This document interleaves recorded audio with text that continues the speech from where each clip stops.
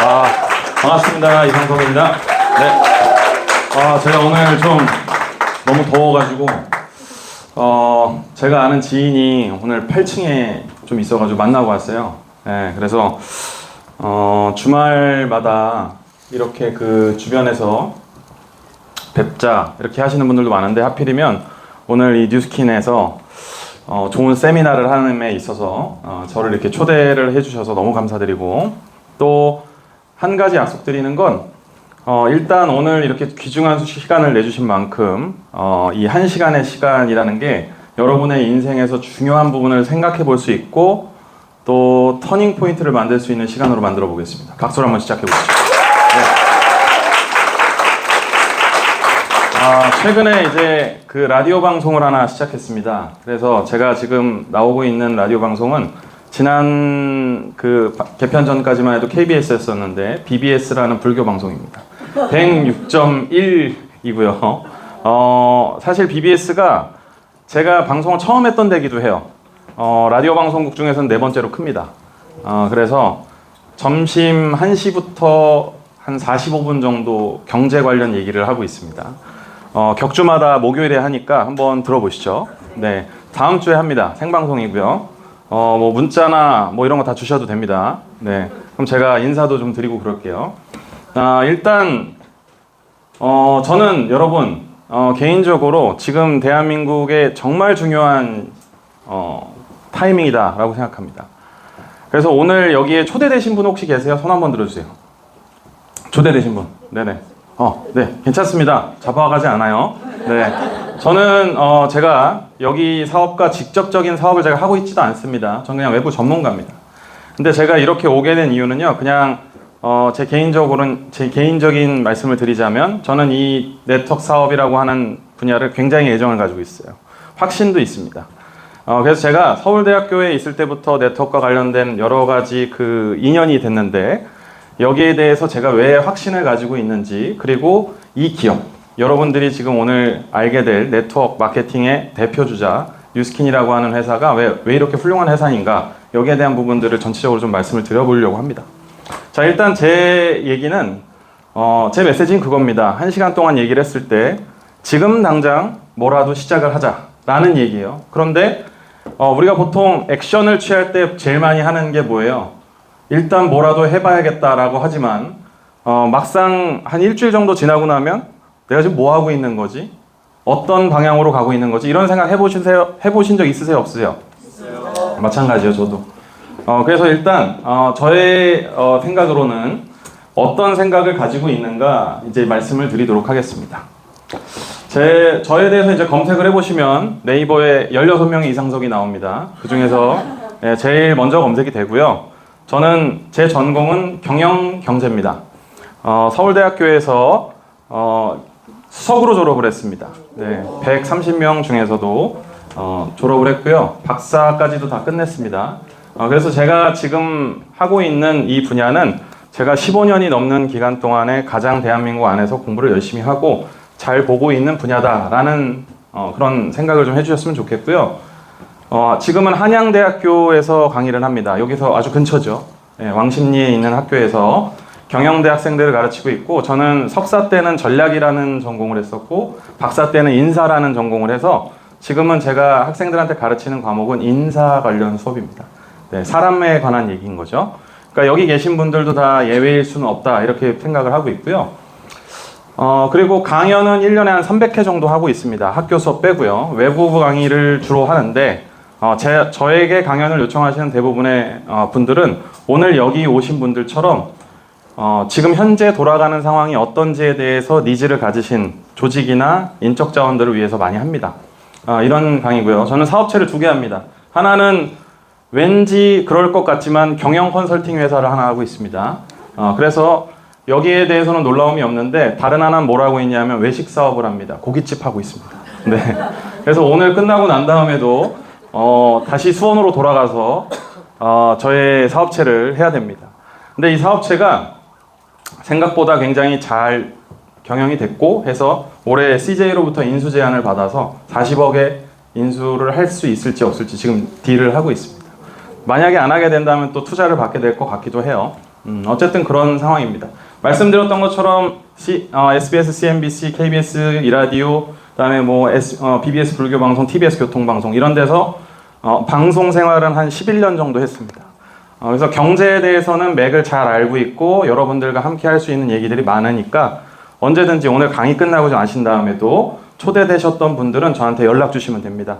여기에 지금 오늘 사업자분들도 계시고 또 초대되신 분들도 있는데 저는 여러분 개인적으로 오늘 이 강의에 정말로 중요하신 스페셜 게스트들은 초대자라고 생각합니다. 우리 사업자분들이 아니라 초대가 되신 분들이 오늘 이 주말이라고 하는 시간 내기 너무너무 아깝잖아요, 사실. 그쵸? 날씨도 좋을 때예요.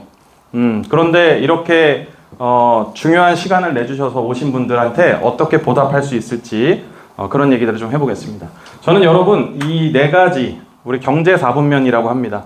보통의 사람들은 이 네 가지의 섹션 중에 하나에 속해서 살아요. 그렇죠? 그래서 여러분들 노동자라고 하는 직종은 뭐죠? 직장인인 거예요. 직장에 소속돼서 월급 받는 사람. 저는 이 일도 하고 있습니다. 제가 하고 있는 일 중에 어떤 일이 노동자의 일일까요?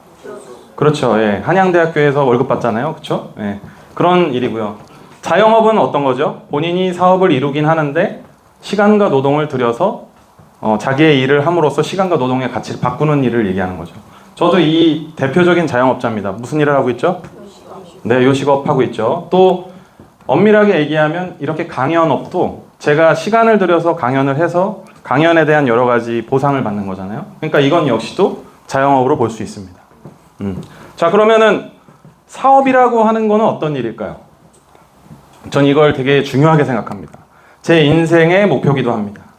저는 지금 여러분 유능한 노동자이자 자영업자이긴 한데요.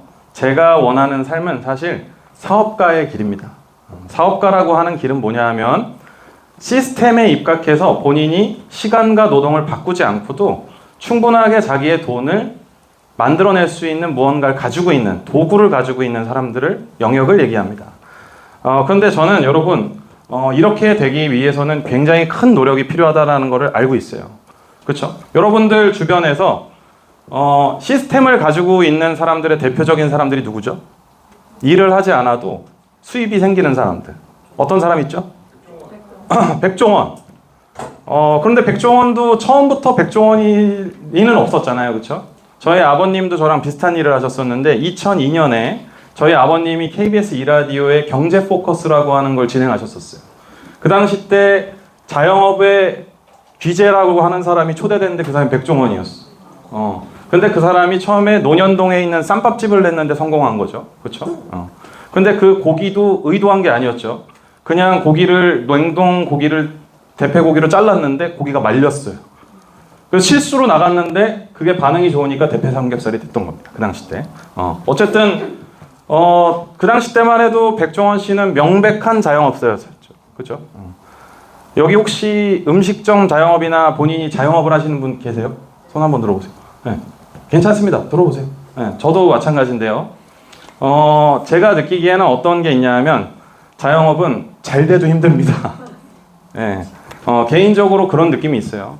그래서 자영업이 좀 더 잘 컸을 때 어떻게 하면 자동적으로 돌아갈 수 있을까를 사람들은 보통 고민합니다. 그렇죠? 그래서 제가 제일 지금까지 부러워하는 사업체는 어떤 사업체냐 하면 사장이 누군지를 알아볼 수 없는 가게. 이 가게는 시스템을 가졌다라고 볼 수가 있습니다. 엄청 대박집인데 들어갔는데 누가 사장인지 모르겠어. 그쵸? 굉장히 이상적인 가게죠. 그래서 제가 일하고 있는 친구들한테 항상 얘기합니다. 사장이 누군지 모르게 만들어라. 네, 이 얘기를 항상 하거든요. 시스템이 있어야만 하는 거예요. 근데 제가 저희 사업체는 지금 1년에 10억이 넘는 가게가 됐습니다. 매출이. 그리고 저희는 장사를 하루에 딱 3시간만 합니다. 5시부터 8시까지만 합니다.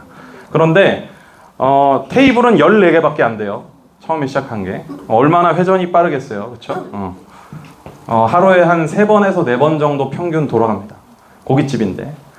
테이블에 앉아있는 고객들의 리텐션, 그러니까 앉아있는 시간도 1시간이 채 안 되는 경우가 많습니다. 얼마나 빠르고, 일하는 사람은 테이블이 14개밖에 안 되는데 7명이 일합니다. 그냥 엄청 많겠죠, 사람이. 그래서 저는 여러분 이 일을 하면서 느낀 건 정말 자영업이 어렵긴 하다. 그런 생각을 많이 합니다. 그리고 제 건강과 여러 가지 노력들을 많이 바꿔가면서 일을 하긴 합니다. 물론 잘 되는 경우도 있죠. 그래서 굉장히 힘든 자기의 노력과 바꿔가는 삶을 살기도 합니다. 자, 그런데 제가 지금 느끼는 건 뭐냐 하면 사실은 유능한 노동자나 자영업자가 아니라 저는 사업가가 되고 싶습니다. 이런 목표를 가지고 있어요. 그래서 여기 계신 분들도 각자의 분야에서 열심히 일을 하시겠지만 저는 이 시스템이라고 하는 것이 있다라는 걸 알고 사는 사람들도 별로 없다고 생각해요. 왜냐하면 제가 한 학기에 2번씩 서울대학교 경영대에서 후배들을 위해서 강의도 하고 또 한양대학교에 있는 학생들, 경영학과 학생들한테도 첫 수업 때 맨날 이 얘기를 해줍니다. 당신네들처럼 똑똑하고 경쟁사회에서 열심히 공부해서 들어온 이 경영학과 학생들도 결국 졸업하고 나면 보통 뭘 하죠? 직장인으로 시작을 보통은 해요. 직장인을 폄하하는 게 아닙니다. 저도 직장인이었었어요. 현대차에 다녔었습니다. 하지만 삼성에 다니고 현대에 다니는 것이 연봉이 얼마고 거기에서부터 가지는 우월감을 가질 필요는 없다. 어떻게 해야 이 자본주의에서의 사실 승리 공식이 생긴다? 가만히 있더라도 뭔가 돈이 들어오는 시스템을 만들어낼 수 있느냐? 저는 이게 굉장히 끝이라고 생각합니다. 그래서 이걸 위해서 저는 살고 있다라고 생각해 주시면 될 것 같아요. 자, 지금 남은 시간 한 40-50분 정도 되는데 저는 오늘 크게 2가지 부분으로 말씀을 드리려고 해요. 일단 현재 대한민국의 상황이 굉장히 중요한 시기입니다. 말씀드렸던 것처럼. 그래서 이 부분에 대한 얘기들을 좀 해드리고 여러분들도 혹시 제 말을 들으면서 저 사람이 얘기한 게 혹시 너무 왜곡되거나 또는 과장된 거 아닌가 라고 생각되시면 언제든지 네이버나 이런 걸로 찾아보시면서 들으세요. 제가 했던 경제 뉴스 기반해서 다 말씀드리는 겁니다. 자, 일단 여러분 대한민국 잘 사는 나라입니까? 못 사는 나라입니까? 잘 사는 나라예요. 얼마나 잘 사는 나라가 됐냐 하면요. 전 세계엔 230나라가 있습니다. 그 중에서 대한민국의 현재 국가 경쟁력 순위가 11등입니다.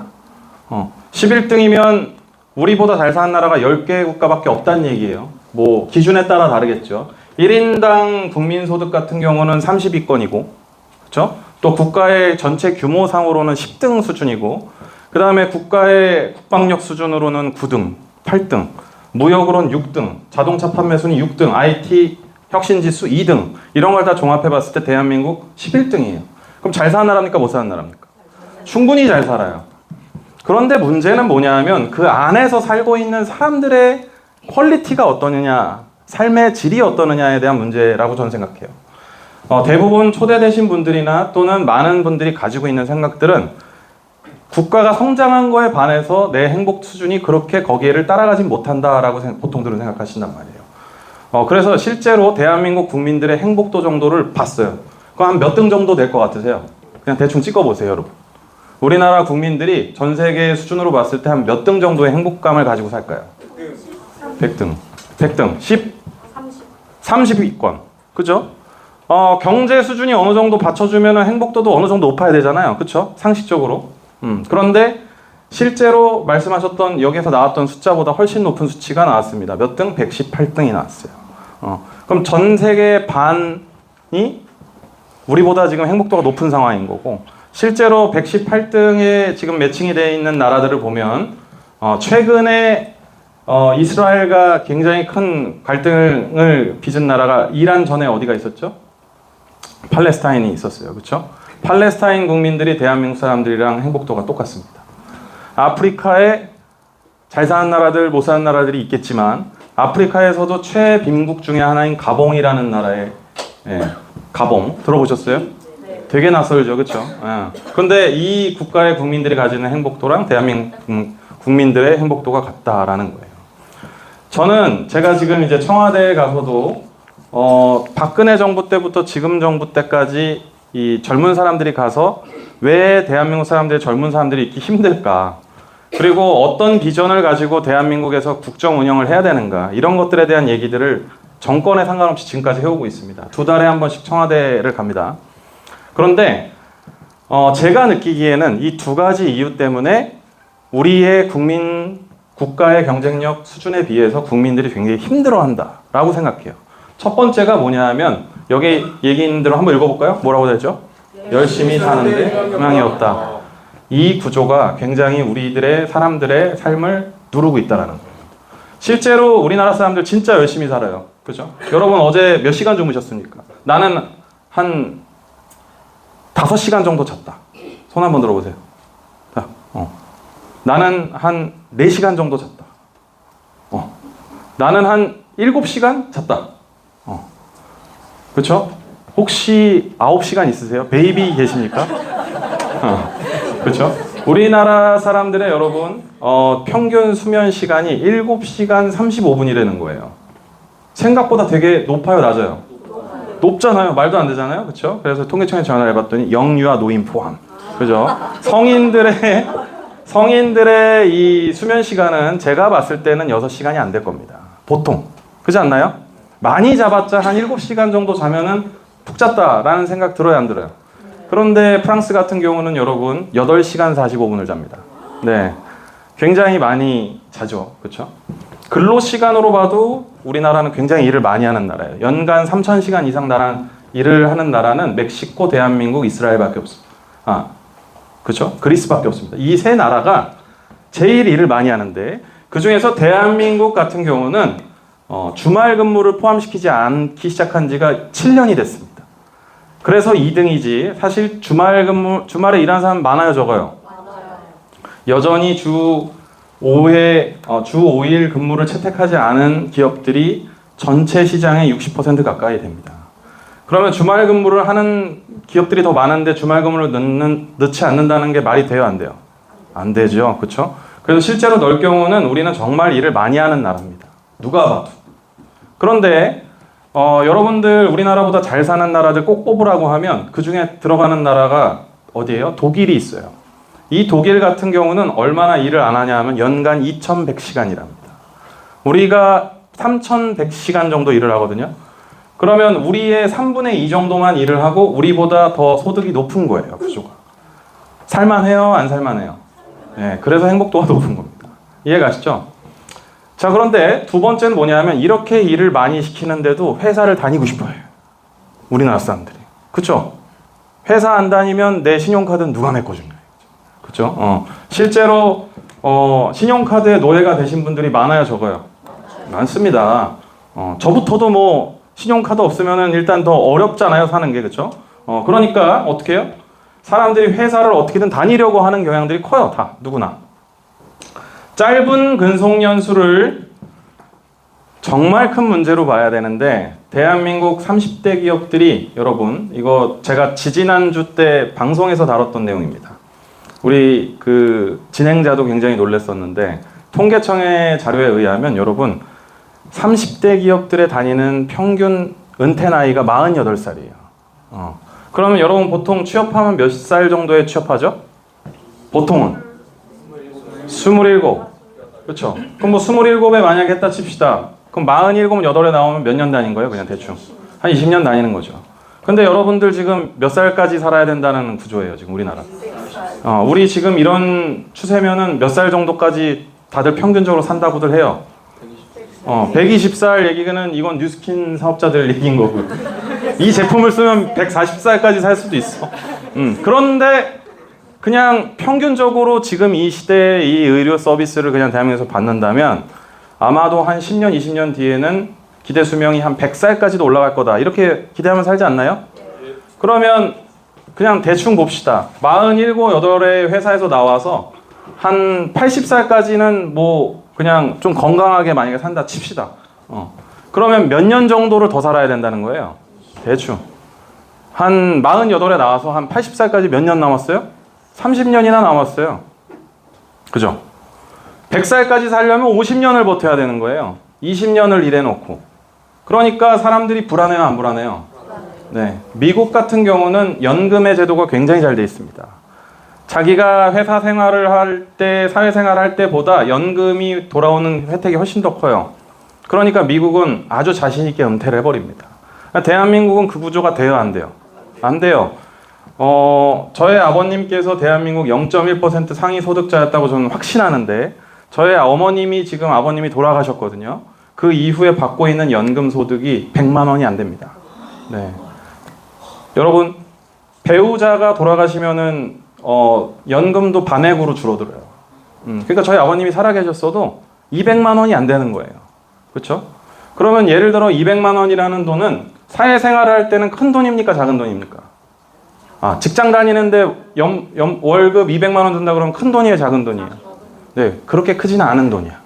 그런데 연금으로서 200만 원을 받는 돈은 굉장히 큰 돈이에요. 그 얘기는 은퇴를 함으로써 삶의 퀄리티가 올라간다, 내려간다? 내려감을 의미하는 거예요. 준비가 안 된 자들한테는. 그렇죠? 그래서 저는 이게 굉장히 우리나라 사람들의 스트레스다라고 생각합니다. 여기까지 동의하세요? 네. 한마디로 얘기하면 굉장히 일을 하고 싶고 또 열심히 하는 민족인데 시켜주려고도 하지 않는 경향이 있고, 만약에 시켜주더라도 오래 못 다니게 하는 구조, 이 자체가 우리를 굉장히 힘들게 한다라는 얘기입니다. 그렇죠? 그런데 여기에 대해서 아무도 솔루션을 제공하지 않고 있죠. 그렇죠? 국가가 좋아지고 여러분 우리의 삶이 조금이라도 업그레이드가 되려면 우리가 노력해야 되는 부분은 여기서 이게 문제다라고 얘기하면서 욕할 것이 아니라 어떻게 하면 더 좋아지는 구조를 만들 것이냐, 해결책을 찾아야 되는 거죠. 그죠? 그래서 저는 여러분 택시를 운전하시는 분들 대부분 대한민국 사회에 대해서 불만이 많아요, 적어요? 많아요. 근데 난 그분들의 생각을 너무너무 동의하지만 언제까지 욕만 하고 있을 수는 없다라는 저는 생각을 합니다. 그렇죠? 그럼 바꿔야 될 거 아닙니까? 그 바꾸는 걸 정부에게 요구할 수 있어요, 없어요? 없어요. 믿어봤자 국민연금인 거야. 그죠? 근데 그 국민연금이라고 하는 것이 우리의 노후를 완전히 대비시켜 줄 것이냐? 사회생활을 하면서 뭔가를 만들던 가치보다 연금의 액수가 크다면 당연히 믿을만 하겠지만 그렇지 않다는 거예요. 여기에 대한 문제를 없애려면 본인 스스로가 준비를 할 수밖에 없다. 전 이 얘기를 방송에서 맨날 하는 겁니다. 정부를 믿지 마라. 그럴 거면 서유럽에 있는 국가들처럼 소득의 70%에서 80%를 세금으로 내라. 이거 봐요. 다 싫어하잖아. 그렇죠?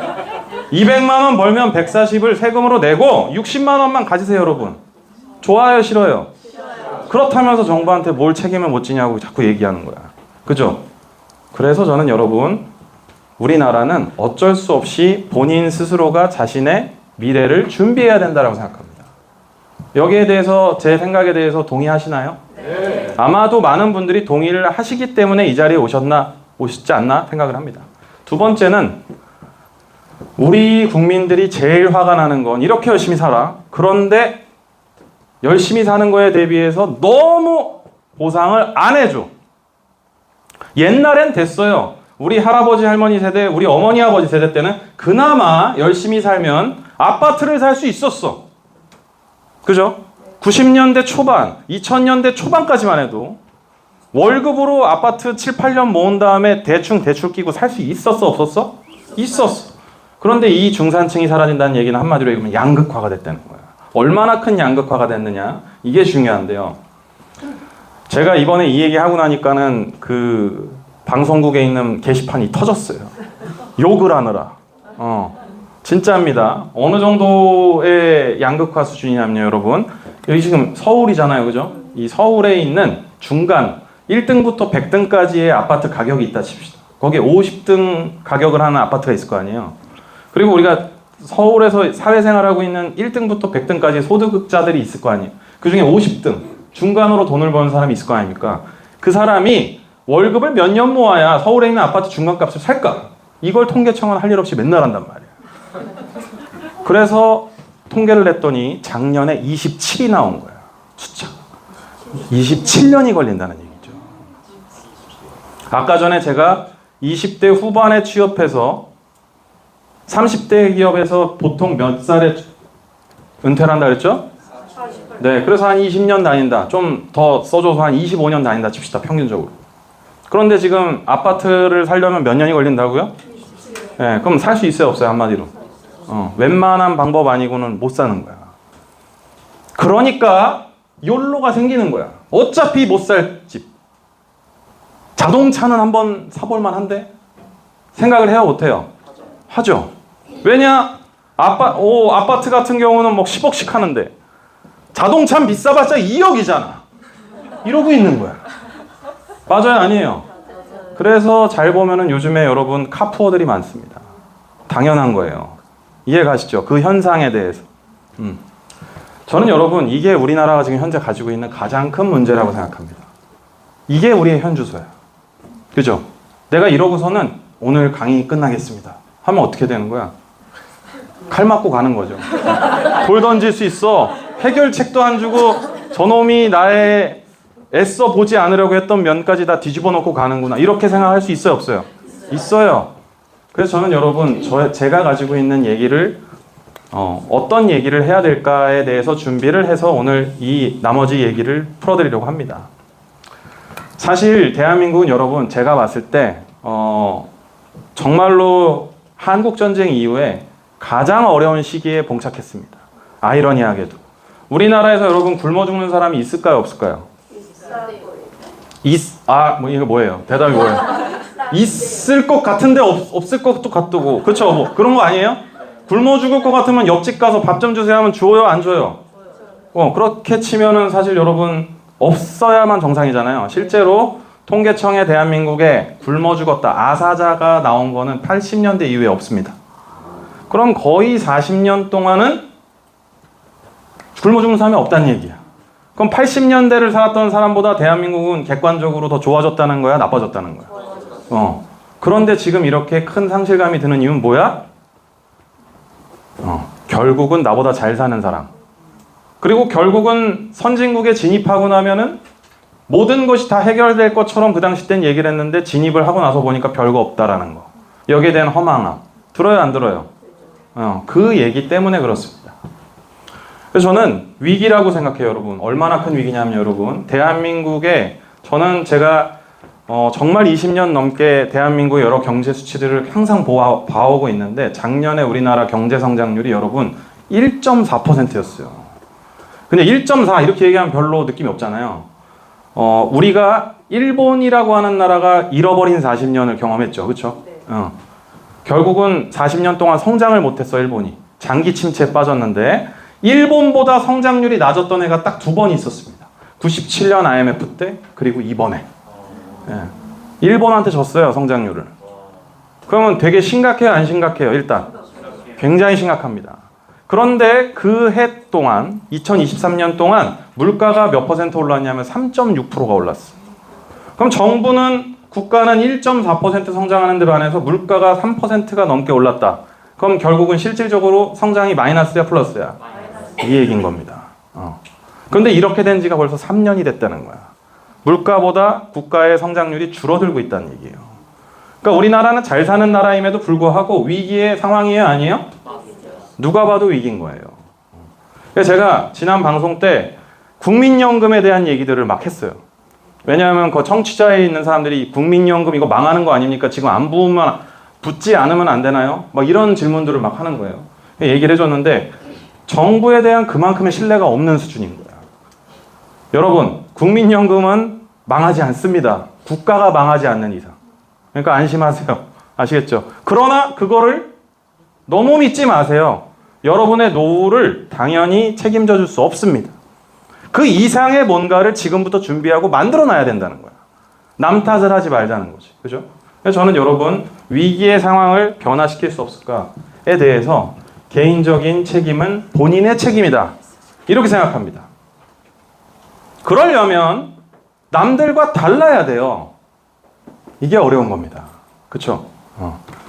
제가 여러분 아까 제 소개해 드릴 때 새벽 3시 50분에 일어난 지 20년 됐다. 그렇죠? 여러분 새벽 3시 50분에 일어나 보셨나요 혹시?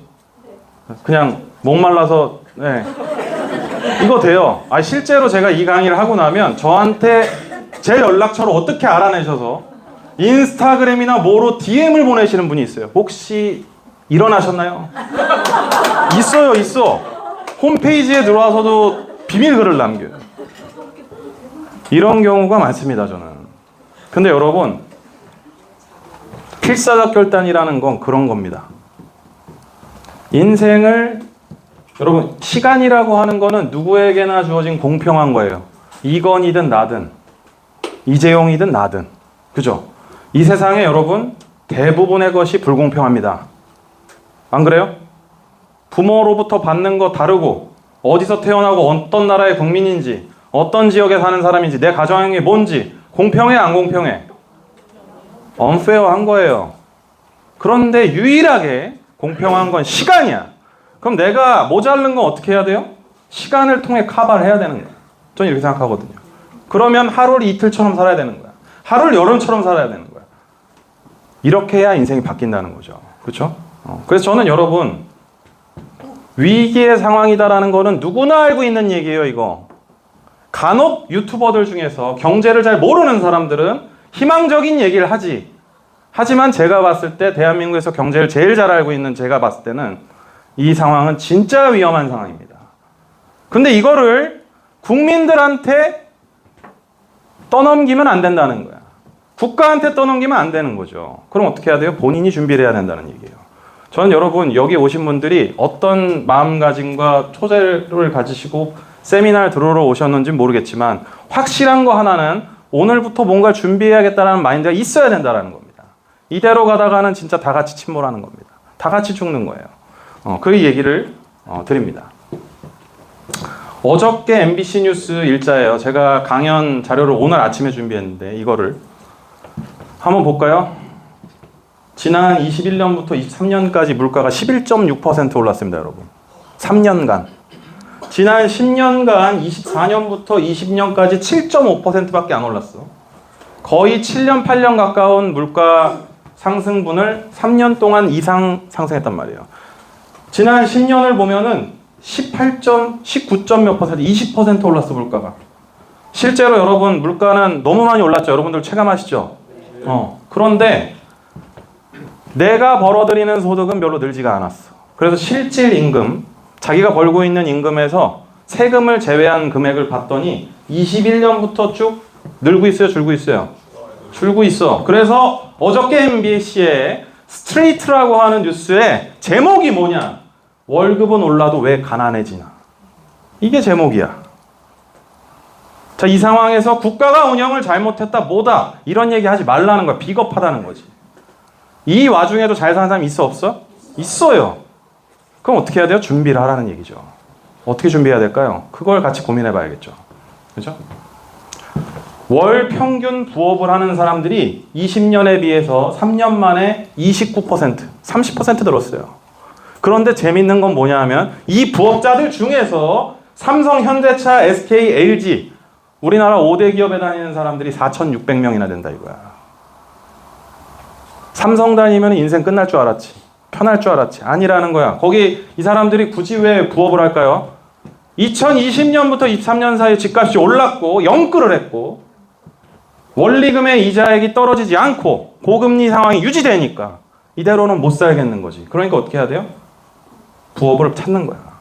그죠? 제 주변에 GS건설 다니는 친구가 하나 있었는데 그리고 GS홀딩스 뭐 예를 들어서 와이프가 둘이 결혼했어요. 석유 GS 아시죠? 네. 둘이서 월 소득이 1,100만 원이 넘어. 그런데 영끌에 잘못했다가 어떻게 됐어요? 지금 원리금 못 갚아가지고 남편이 지금 사우디아라비아로 갔어. 그냥 해외에서 받으면 좀 더 월급 많이 받거든요. 한 1.5배에서 2배 정도. 이 정도로 심각합니다, 여러분. 그죠? 제 얘기 막 듣다 보니까 어때요? 심각해요, 안 심각해요? 나 다음부터 강의 못 하는 거 아니야? 이렇게 부정적인 놈을 왜 불렀냐 이럴 수도 있어요. 저는 여러분 이 상황에 대해서 지금까지 말씀드린 이유는 우리가 경각심을 가져야 된다는 얘기야. 개구리가 되어서 대외적인 상황이 점점 달아오르고 있는 거예요. 안 좋게. 그죠? 이 얘기에 대해서는 그 누구도 우리 대한민국 사람과 우리를 둘러싼 상황이 좋다고 얘기하는 사람 사기꾼인 거야. 그죠? 굉장히 힘들긴 합니다. 이 상황이.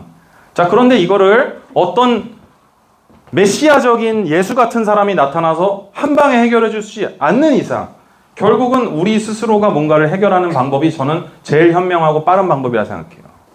세상의 성공을 모든 사람이 공유할 수 있나요? 없어요. 그런 게 어디 있습니까? 저 알려주세요. 제가 하게. 그런 거 없습니다. 그죠? 그럼 중요한 건 뭡니까? 바뀌어야 되는 거야. 바뀌려면 어떻게 해야 돼요?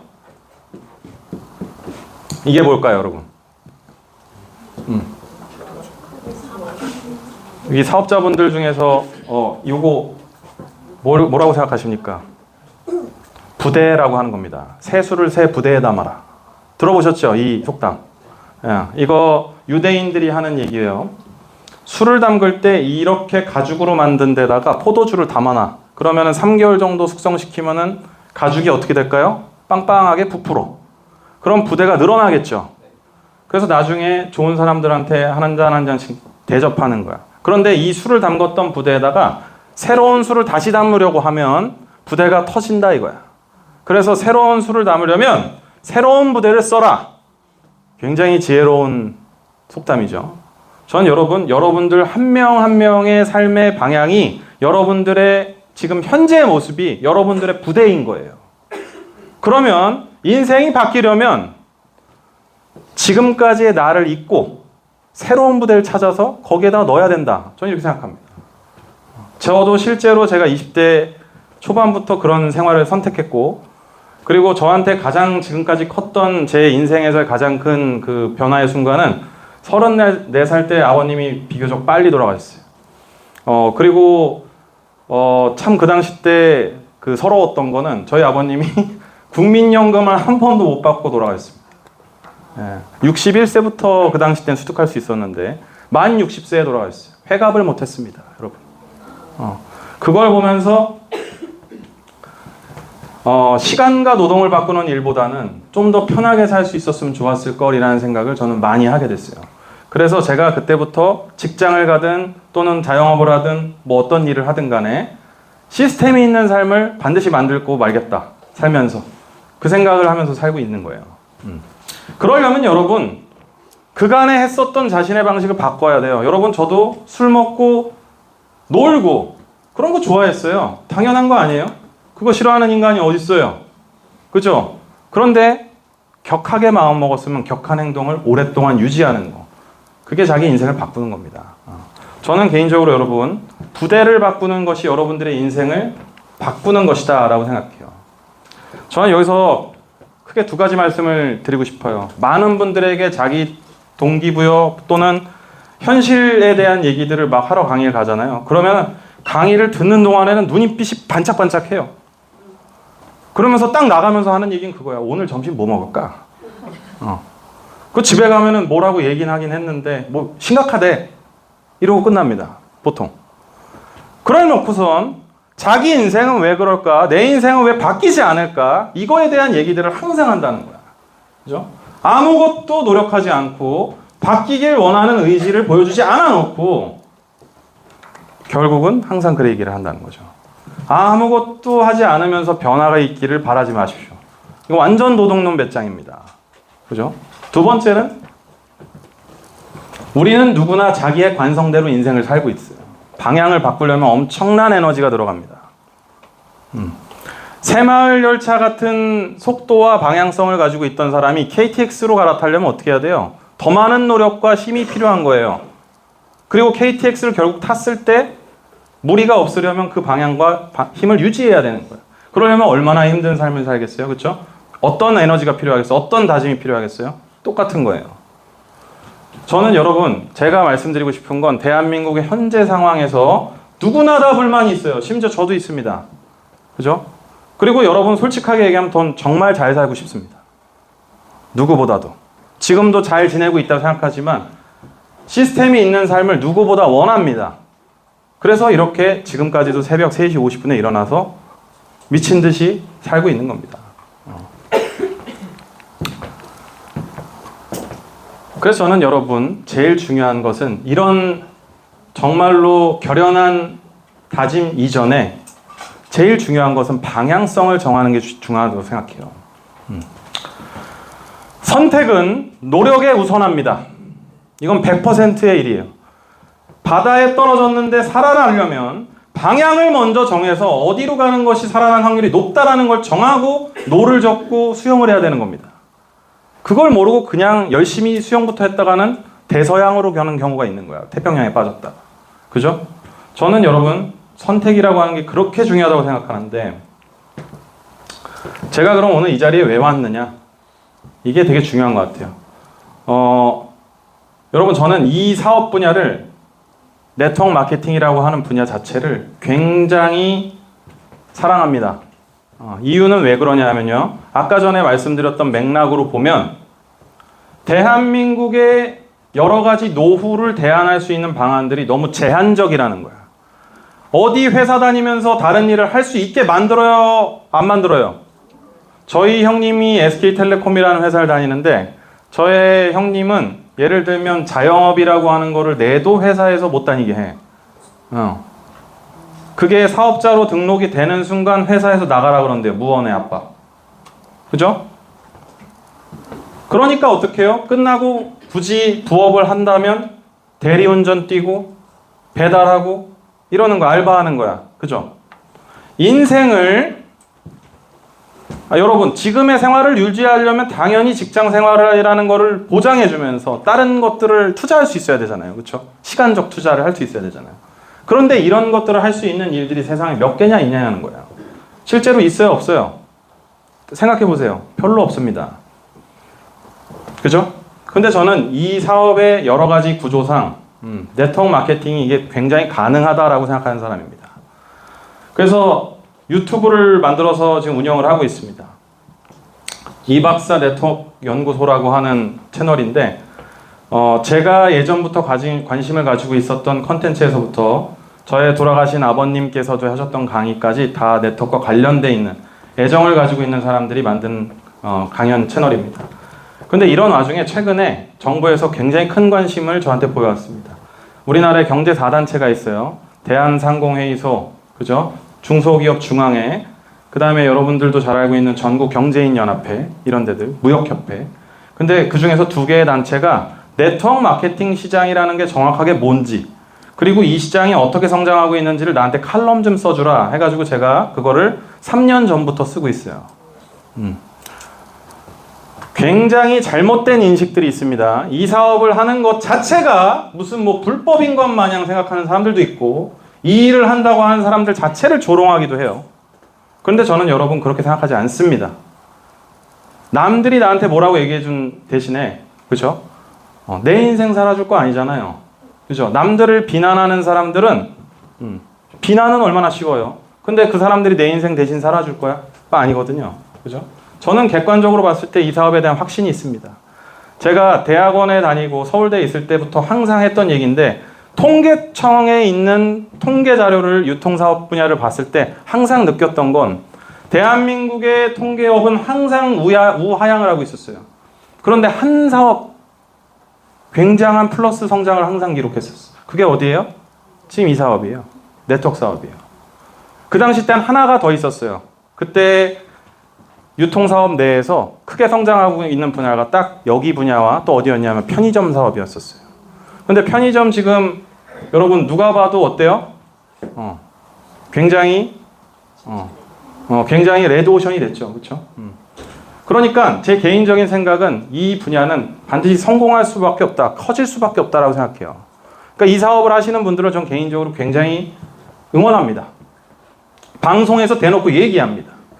근데 제가 9년 전에 방송에 나가가지고 대한민국 사람들의 노후를 위한 네트워크 마케팅 사업에 대한 여러 가지 얘기들을 했었을 땐 그 당시 때 방송 끝나고 PD가 저한테 달려와서 그런 얘기 방송에서 하지 말아라 이랬었어. 근데 최근에는 저는 이 얘기를 일관성 있게 계속해왔어요. 그랬더니 최근에는 방송 끝나고 난 다음에 요즘 PD들은 뭐라고 물어보는 줄 아세요? 어떤 기업이 좋나요? 나도 지금 PD 생활하고 조직 생활 하면서 그런 조업을 가져보고 싶다라고 하는 사람들이 있어요. 실제로 이 네트워크 사업을 하시는 분들 중에서는 의사, 변호사 같은 전문직들도 많습니다. 약사들도 많아요. 그죠? 그러니까 이 편견에 대한 부분들은 사실 본인들의 판단인 거예요. 저는 그렇게 생각합니다. 그죠? 그러면 저는 이런 질문들을 많이 들어요. 그렇게 좋으면 넌 왜 안 하냐? 그죠? 그래서 저는 항상 이렇게 얘기해요. 제가 하고 있는 사업에 나중에 시스템을 다 갖추면 맨 마지막에 하고 싶은 사업이 이거다 라고 얘기해요. 저는 진심으로 그렇게 생각을 합니다.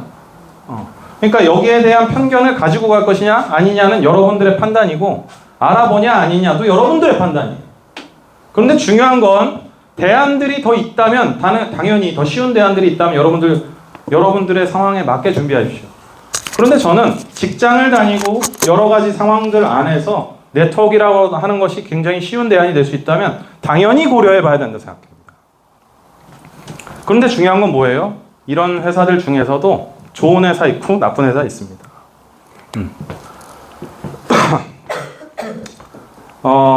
네트워크 마케팅은 제가 말씀드렸던 우리의 미래를 준비할 수 있는 정말 중요한 옵션 중에 하나예요.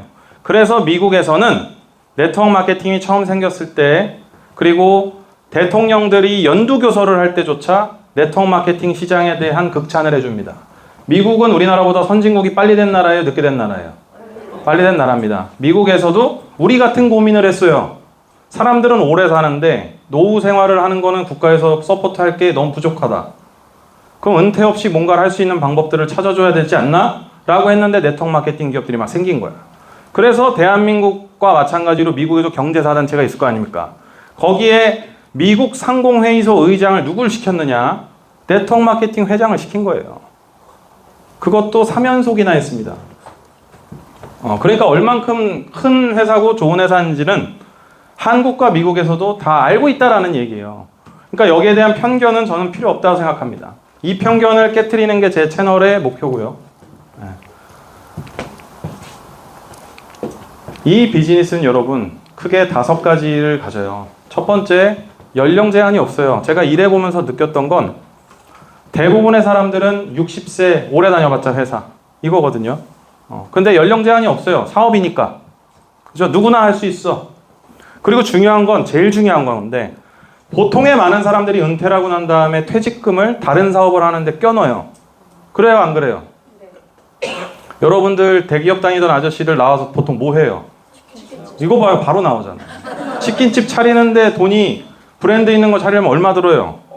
억대 들어요, 진짜. 교촌 치킨 같은 거 하나 차리려면은 5억도 넘게 듭니다. 웬만한 큰 규모로 하려면. 제가 잘 알고 있잖아요. 저는 여러분 외식 사업을 하고 있습니다. 저의 사업체도 연매출이 10억이 넘습니다. 그죠? 그렇게 7억 5천만 원 이상이 되면은 성실 사업자라는 게 돼요. 그럼 이제 법인이랑 똑같은 지위를 갖게 되는 거예요. 그런데 교촌 같은 데는 여러분 한 번에 그 해의 성실 사업자 지위를 가질 수 있을 정도로 잘 되거든요. 그러니까 아까 전에 말씀드린 것처럼 한 5억 정도는 투자를 해야, 그래서 한 10년 정도는 해야 너한테 이제 먹고 살 만큼 남을 돈들을 줄 수 있어. 이런 구조인 거예요. 그죠? 그 전까지는 투자를 해라. 이런 겁니다. 그런데 하다가 망하면 어떻게 돼요? 타 날리는 거야. 평생 동안 일했던 거에 대한 부분들의 리스크가 너무 커요, 적어요? 커요. 두 번째, 조언을 받으면서 일할 수 있는 일들이 세상에 굉장히 적어요. 여러분 사업하면서 별별 일 다 있죠. 저는 너무 많은 별별 일을 겪고 있습니다. 얼마 전에는 저의 가게에 왔었던 손님 중에 하나가 밤에 왔었거든요. 마지막 손님으로. 근데 남자와 여자가 연령차가 엄청 커 보여. 그리고 뭔가 둘의 분위기가 이상해. 근데 결국 경찰한테 나중에 와서 성범죄가 발생했다는 거예요. 그래서 저한테 이제 증거를 이게 보여달라, CCTV를 보여달라, 뭐 이런 일들도 막 생겨요. 그리고 지난번에는 갑자기 어떤 사람이 술 먹다 취했어. 옆에 일어나더니 옆에 있던 사람 뒤통수 때렸어. 이런 일도 있어요. 이 일이 있으면 제가 그거를 이럴 때 어떻게 대처해야 된다는 걸 다 머릿속에 컴퓨터처럼 입력해 놓을까요? 엄청 당황스럽겠죠? 누군가가 경험해봤다면 쉽게 할 수 있을 일들이 많을 텐데 실제로 자기 일을 하다 보면은 이렇게 조언을 받으면서 할 수 있는 일이 많지 않습니다. 많지 않아요. 그래서 저는 이 조언을 받을 수 있는 일이 있으면 좋을 것 같다 라는 얘기인데, 네트워크 사업은 여러분 정말로 좋은 게 이 사업을 이미 일으키고 도구를 심플하게 만들어 놓은 사람들이 옆에서 다 달라붙어서 도와줍니다. 사실 할 게 없어요. 안 그래요? 시키는 것만 잘하면 돼. 이거 맞아요, 아니에요? 김현희 사장님. 네. 약간 살짝 웃는 것 같아서. 진짜로 그렇습니다, 여러분. 그래서 평범한 사람들도 할 수 있다라는 얘기를 하는 거예요. 세 번째, 돈 벌려면 자랑스러운 일을 해야 되겠죠. 웬만하면. 그죠? 여러분 최근에 있었던 대한민국의 가장 큰 부패 중에 하나가 뭐예요? 롤스로이스남 같은 사람들. 롤스로이스 자동차 8억짜리 타고 다니는데 나중에 까보니까 마약 팔고 불법 도박 사이트 운영해가지고 번 돈이잖아. 그런 사람들이 자기 자식들한테 아빠가 남들 뒤통수 쳐서 돈 벌었다, 이렇게 하고 애들 키울까요? 절대 그러지 못하죠. 제가 봤을 때 이 일을 할 때는 무조건 남들한테, 내 주변에 있는 사람들한테 자랑스러운 얘기를 할 수 있어야만 해요. 그죠? 이런 일이 있으면 좋을 거다. 네 번째, 당신이 지금까지 뭐 어떤 일을 했던 거에 꼬리표가 안 붙는 일이 있다면 너무 좋을 거다라는 거예요. 내가 철이 없었어서 중고등학교 땐 공부 안 하고 그냥 막 살았어. 20대, 30대까지도 막 살았어. 근데 지금부터 열심히 살고 싶어. 이럴 때 사회에서 받아주는 일이 있어요, 없어요? 없어요. 대부분이 없습니다. 그런 일이 어디 있어요? 그죠? 근데 저는 이런 일이 있다면 참 좋을 것 같다는 생각을 해요. 5번째, 이거는 정말 제 욕심인데 내가 일한 수준보다 더 많이 돈을 벌 수 있다면 그건 좋을 거다. 이런 일은 정말로 많지 않습니다. 이 5가지. 근데 저는 여러분 이 일이 네트워크 마케팅이랑 상당히 닮아 있다라고 생각하거든요. 그래서 저도 이 사업에 대해서, 이 비즈니스에 대해서 죽을 때까지 관심 갖고 심지어 저와 연관을 가질 수도 있습니다. 그죠? 전 여기에 대해서 확신합니다.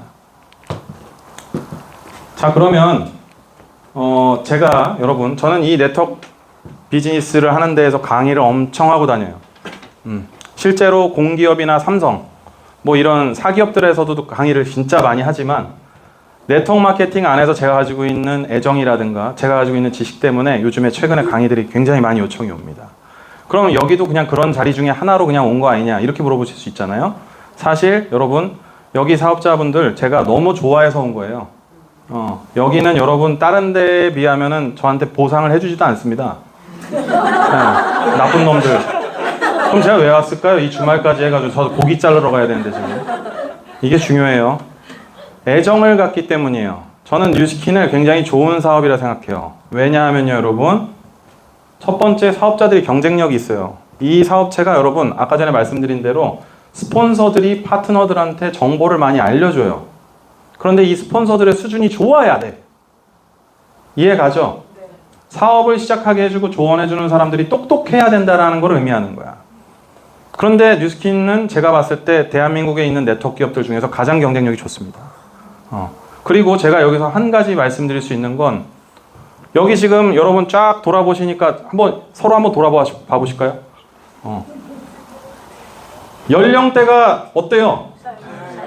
다양한 데다가 심지어 젊기까지 해.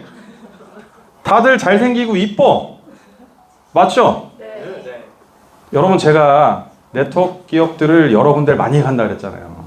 이렇게 젊고 활기차 있는 조직은 없어요. 없다고 보는 게 맞아.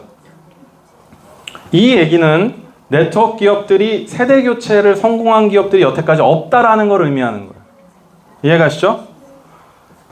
대한민국 안에서 네트워크 기업 중에서 세대 교체를 완벽하게 성공한 기업은 뉴스킨밖에 없습니다. 이건 진짜 지금 사업자들한테 고마워하셔야 될 얘기예요. 무슨 얘기냐 하면 이 사업이 여러분들이 믿고서는 몇 년 동안 몇십 년 동안 하시더라도 이 기업은 계속 영속됐다라는 것을 의미하는 거지. 이해하시죠? 네. 제일 허망한 건 내가 네트워크를 하겠다고 해서 열심히 노력을 했는데 5년 뒤에 망하는 거야. 이 회사가. 왜? 세대 교체에 실패해서. 실제로 다른 네트워크를 가보면 연령대가 높은 경우가 많습니다. 이해하시죠? 네. 젊은 사람들이 관심을 가졌다는 얘기는 그만큼 세대 교체가 잘 되고 있음을 의미하는 겁니다. 뉴스킨은 가장 강력하게 세대 교체가 잘 되고 있는 기업이다라고 단언할 수 있어요. 진짜로요. 이건 제가 보증합니다. 아니면 그냥 저를 신고하시면 됩니다. 그 정도예요. 두 번째, 이 기업은 굉장히 큰 공신력을 가지고 있어요. 미국의 상장, 우리 나스닥, 예를 들면 뭐 S&P 이런 데 들어보셨죠? 한 번이라도? 그럴 때 1년에 증시 시작합니다, 마감합니다, 종치는 회사들은 굉장히 좋은 회사예요. 그냥 이해 가세요? 그 증시를 대표하는 기업인 거거든요. 그런데 우리 뉴스킨 같은 경우는 종 몇 번 쳐봤잖아요. 그러니까 마이크로소프트 이런 데랑 비슷한 지위인 거예요. 거기 안에선. 이해 가시죠? 그러니까 역사성을 가지고 있고 신뢰성을 가지고 있다는 거는 사실 굉장히 중요한 겁니다. 네트워크 기업들이 보통 역사가 짧아서 확 성장하고 난 다음에 망하는 경우도 많아요. 그런데 97년 IMF, 2008년 금융위기, 2021년 코로나 위기까지 겪어가면서 지금까지 지속 성장을 해오는 기업들은 큰 위기를 3번이나 겪은 거야. 내가 자영업을 하면서 제가 지금 장사를 한 지가 여러분 12년이 됐는데요. 저는 그 중에서 위기를 한두 번밖에 못 겪은 거예요. 그 큰 위기를 버텨내고 업계에서의 1등을 유지한다는 건 엄청난 경쟁력인 겁니다. 생각보다. 이해가시죠? 여기에 대해서 좀 포인트를 주고 싶고, 세 번째, 본사가 똑똑합니다. 좋은 제품들을 계속 만들어주고 전 세계적인 트렌드가 어디로 가고 있는지에 대해서 얘기해줘요. 제가 이 굉장히 똑똑하다고 생각하는 이유가, 여러분 이거는 제가 조금 시간을 한 2분만 더 써도 될까요? 네, 말씀드리면 최근에 다이어트에 대한 비만 당뇨에 대한 트렌드가 완전히 바뀌었어요. 혹시 여러분 위고비라는 약 들어보셨어요? 안 들어보셨나요? 그럼 뭐 삭센다는 아세요? 들어보셨나요? 그게 뭐예요? 주사 맞으면은 몇 개월 내에 살 빠진다 이거거든요. 노보노디스크라고 하는 회사가 만든 제품이야. 우리가 여러분 밥 먹을 때 GLP-1이라고 하는 효소가 나와. 그 효소가 나오면 아우 배불러 이렇게 느끼는 거야. 근데 그 효소가 안타깝게도 1분 30초밖에 안 나와. 그러니까 1분 30초 동안 배부르다가 다시 먹으면 막 먹히는 거야. 이해 가죠? 우리가 그겁니다. 그런데 이 노보노디스크가 뭘 발견했어? GLP-1을 집 몸 안에다 그냥 넣어주는 거야. 그래서 아우 배불러 이렇게 느끼는 거야. 그러니까 밥이 들어가요, 안 들어가요? 안 들어가. 그래서 이제는 주사 맞고선 약 빼는 시대가 살 빼는 시대가 됐어요. 그래서 지금 미국에서 일라이릴리라고 하는 회사도 예를 들면 마운자로라고 하는 성분을 가지고 잽바운드라는 약을 이번에 내서 올해 11월부터 판매를 합니다. 여러분 근데 한 달에 얼마야 그게? 140만 원이야. 주사 주에 4번 맞고 한 달에 한 번 맞을 수 있습니다. 그런데 문제가 뭐야? 강력한 요요가 있다는 거지. 네. 그런데 이런 시장이 바뀌고 있음에 뉴스킨에서 예를 들면 어떤 대응을 해줬냐? 몸을 밸런스 있게 요요 없이 체질을 잘 바꿔서 빼주는데 월 140만 원 정도의 돈을 들이지 마세요. 라고 하고 있는 거야. 포인트가 좋아요, 안 좋아요? 좋습니다. 여러분 반드시 말씀드리는데 지금 일라이릴리가 올해 이제 진출을 하게 되면 시장이 바뀔 겁니다. 비만 당뇨 시장이. 그럼 이 시장에서 여러분들의 이 근거를 여기 사업자들 잘 들으셔야 돼요. 이런 상황에서 그들과 맞설 수 있는 방법은 건강하게 살 빼는 방법에 대한 마케팅을 해야 되는 거야. 회사에서 방향을 잘 짚은 거죠. 그죠? 아주 큰 포인트를 주고 싶어요. 이런 부분에서는 뉴스킨이 굉장히 똑똑한 회사라고 생각합니다. 어쨌든 저는 이 회사의 사업자가 아니지만 이 페이지를 굳이 만들어서 말씀을 드리는 이유는 그만큼 좋은 회사다라는 얘기를 초대자분들한테는 하고 싶어요. 자, 그래서 저는 여러분 맹목적인 부정을 경계하십시오. 제가 여러분 네트워크 마케팅 연구소라고 하는 채널을 만들 때 네트워크 마케팅을 도대체 싫어하는 사람들은 왜 싫어할까 하면서 다 봤어요. 영상을. 대부분 맹목적이야. 주변에서 그냥 싫다고 해. 무슨 신도들처럼 무슨 막 따라다녀. 광신도들처럼. 회원가입 시키고 막 물건 팔아먹어. 이런 일이 많은 거야. 이건 네트워크 잘못하는 거죠. 그런 사업자들, 그런 회사들은 망해야 되는 거야. 그런 거를 옹호하는 게 아닙니다. 그죠? 경계하고 열어보십시오. 들어보십시오. 그죠? 아니 세상에 여러분 많은 일들을 할 수 있는데 그 안에서 제일 좋은 걸 골라내야 될 거 아닙니까? 그죠? 카드를 여러 장 쥐고 그 중에서 나한테 맞는 걸 선택해야 될 거잖아요. 그러면 태도가 뭐예요? 열려 있어야 되는 거예요. 전 그렇게 생각해요. 그래서 여기에 대한 부분들 가지셨으면 좋겠습니다. 자, 마지막으로 이 물고기는 여러분 코이입니다. 얘기들 많이 들어보셨을 거예요. 이 물고기가 30cm 어항에 있으면 8cm까지밖에 못 자라는데 연못에다 풀어주면 1.6m까지 자라. 저는 2015년에 제 인생을 30cm 어항에다 가두려고 하는 선택을 할 뻔했다가 그 당시 때 회사로 다시 돌아가지 않고 제 사업을 하고 저를 믿고 결연한 의지를 가지고 진짜 뭐 하나 믿을 게 없던 상황에서 열심히 한번 꾸준하게 지내봤는데 인생도 많이 바뀌고 부의 추월차선에 또 올라타서 경제적인 자유도 얻고 이렇게 됐습니다.